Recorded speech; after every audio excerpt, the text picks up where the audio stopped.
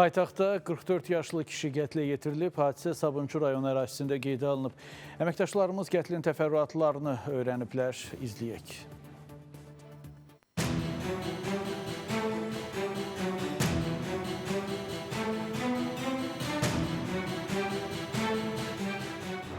yaşlı İftixar Vəlizadəyə kəsici alətlə xəsarət yetirilib və elə o hadisə yerində dünyasını dəyişib. Şübhəli qismində oğlu 19 yaşlı Ayxan Vəlizadə saxlanılıb. İlkin məlumata görə hadisəyə səbəb ailə daxili münaqişə olub.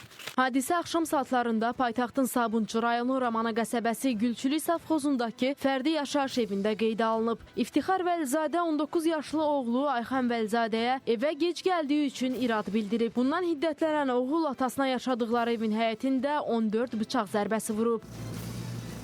Qonşuların dediyinə görə ana Səadət Vəlizadə də hadisənin qarşısını almaq istəyəndə sağ əlindən bıçaq, boynundan əzilmiş xəsarətlər alıb. Yaralı Sabunçu tibb mərkəzinə yerləşdirilib. Təzə köçüb bura. 4-5 ay olardı. Dedilər kombi ustasıdır, kombi düzəldir. Çılğın zat, səs, küy, belə də heç nə görməmişəm. Bir elə əlaqəmiz yoxdur, təzə gəliblər. Sakit ailə yoxşuyurdular, nə yapın. Dedilər narkomandır. Bir evdə 9 nəfər yaşayır. Faktla bağlı rayon prokurorluğunda araşdırma aparılır. Günəş Rızayeva, Diana Cəlali, Zəhrə Bəhruz qızı, Space xəbər.